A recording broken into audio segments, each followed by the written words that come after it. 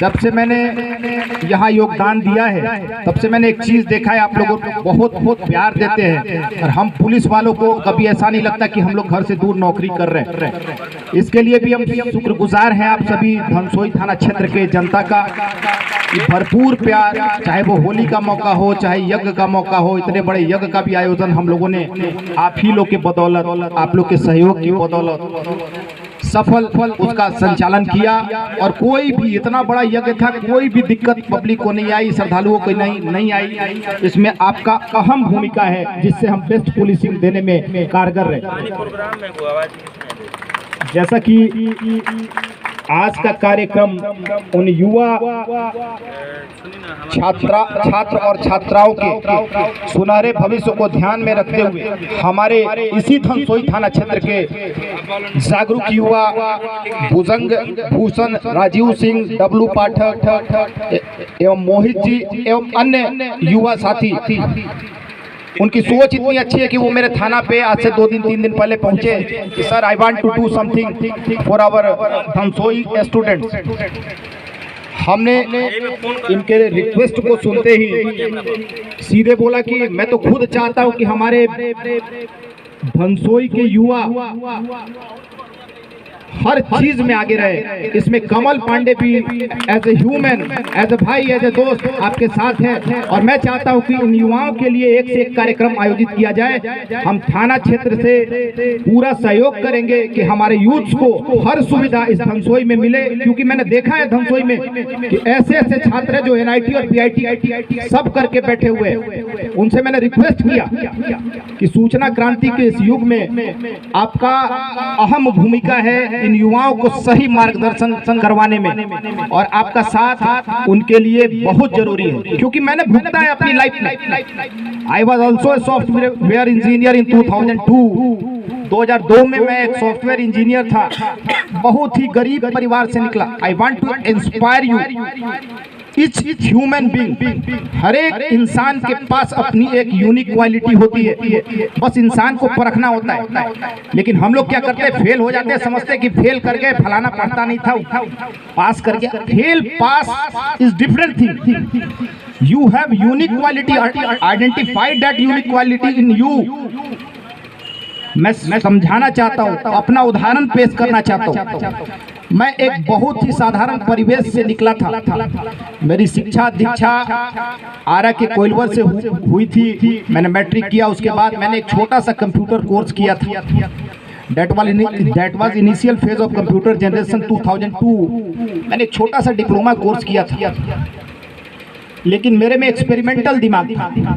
मैं किसी चीज को 20 बार जब तक समझता नहीं था और मुझे अच्छे से समझ में नहीं आता था, मैं उसी में लगा रहता था, खाना पीना छोड़।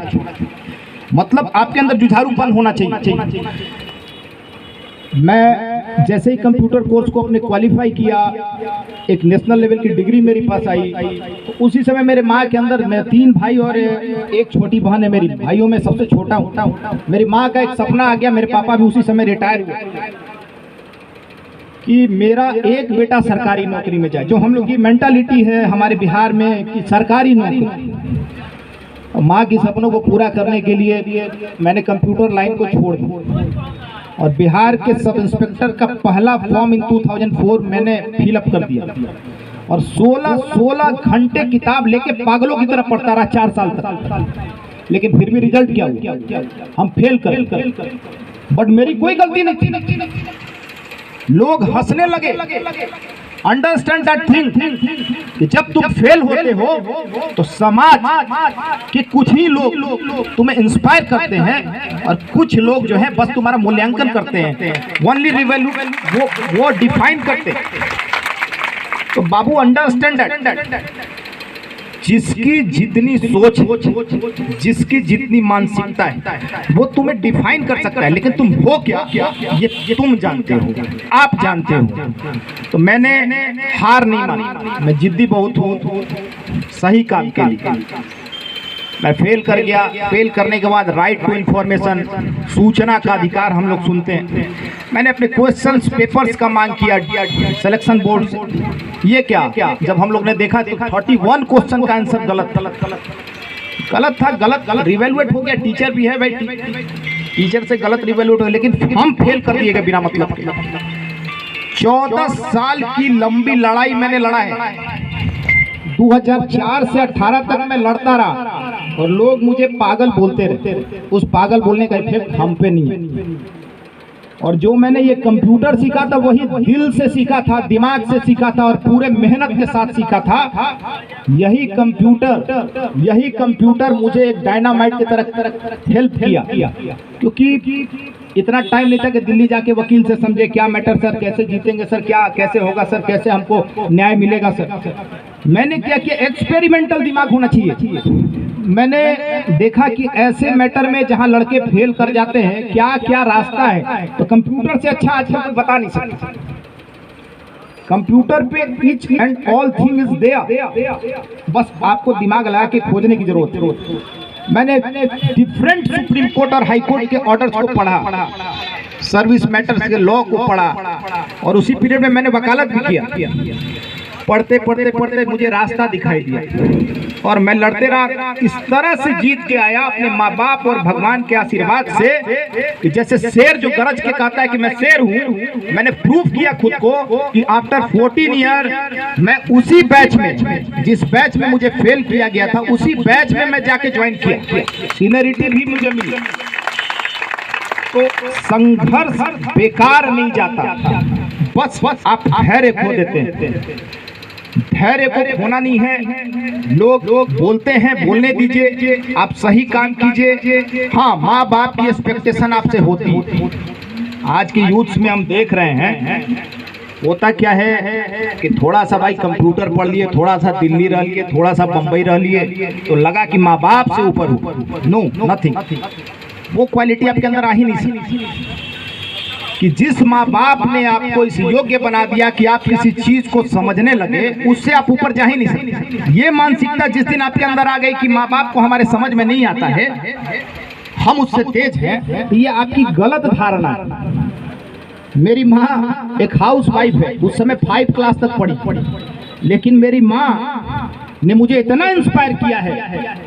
मेरे पापा भी उतना मुझे इंस्पायर नहीं करते थे। जब केस में पैसे की जरूरत होती थी, मेरी माँ मोटिवेट करके भेजती थी और उसी माँ के बदौलत आज मैं यहाँ हूँ। अगर मैं भी समझ गया होता कि मेरी माँ 5 क्लास पढ़ी है, क्या जानती है, मैं ग्रेजुएट हूँ, मैं लॉ ग्रेजुएट हूँ, मैं सॉफ्टवेयर इंजीनियर हूँ, तो वो घमंड मुझे वहीं पर बात करती। उस माँ की दुआ ने मुझे यहाँ तक बनाया।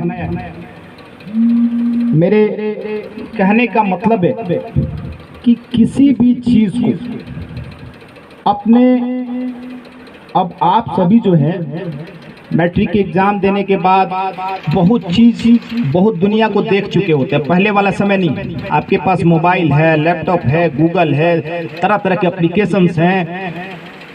तो कोई भी कोर्स, कोई भी भविष्य को देखते हुए कोर्स को चूज करें कि करना क्या है, किस चीज का डिमांड है, क्या क्वालिटी मेरे अंदर होना चाहिए। सबसे पहले तो किसी भी समाज में बैलेंस बनाने के लिए आपके अंदर कंडीशनल होना चाहिए, अनुकूलन होना चाहिए। तो आप एक चीज देख रही है कि पूरे वर्ल्ड में घूमेंगी, पूरे भारत में घूमेंगी, एक कम्युनिकेशन स्किल आपका होना चाहिए। जैसे हायर अथॉरिटी में जाइएगा तो बहुत लोग इंग्लिश बोलने वाले मिलेंगे, तो वो क्वालिटी ये नहीं बोलता कि आपको बन जाना है शेक्सपियर, लेकिन वो अंडरस्टैंडेबल चीज होना चाहिए आपके अंदर कि सामने वाला बोल क्या रहा है वो हमको समझ में आ जाए। मेरे अंदर ये क्वालिटी आई थी, इसलिए कि मैं जब फेल किया तो इंग्लिश में समझ में नहीं आता था। धीरे धीरे देखो जब किसी चीज पे तुम डिमोरलाइज हो गए ना, तब जाके तुम्हारे अंदर एक जज्बा पैदा होगा सीखने का। जब तुमको लोग प्रोत्साहित करते रहेगा कि भाई तुम तो बहुत अच्छे हो, बहुत तेज हो, तब कुछ नहीं कर पाओ। अगर समाज बोलता है कि तुम यहाँ गलत हो, यहाँ पे तुम कमजोर हो, तो उसको एक्सेप्ट करना सीखो। कोई सीनियर बोलता है कि बाबू तुम्हारा हिंदी कमजोर है, तो ये नहीं समझ में आना है कि बड़े होके बोल दिए हिंदी कमजोर है तो गलत बोल रहा है। उसको रियलाइज करो, उसको एक्सेप्ट करो कि सही बोल रहा है हमसे, जो सीनियर है हमसे सही बोल रहा है, उस पर हमको ध्यान देना। क्योंकि मैंने लाइफ में देखा है कि अगर लोग मुझे ताना नहीं मारते, लोग मुझे निगेटिव नहीं बोलते, तो मैं उस चीज पे पॉजिटिव नहीं होता। तो रिएक्शन और इंटरेस्ट तभी आएगा जब आपके अंदर जुनून होगा, सामने वाला का रिस्पेक्ट होगा, माँ बाप का रिस्पेक्ट होगा। और कभी आप माँ बाप से ऊपर बन नहीं सकते। कितना भी पढ़ लो, कितना भी मैं दरोगा हो गया, मेरी माँ ने ही मुझे जन्म दिया है, मेरी माँ ने ही मुझे पढ़ाया है, मेरे माँ बाप ने ही मुझे संस्कार दिया है। और इतने साल मैंने ऑनेस्टली संघर्ष करके अपनी इस वर्दी को पाया।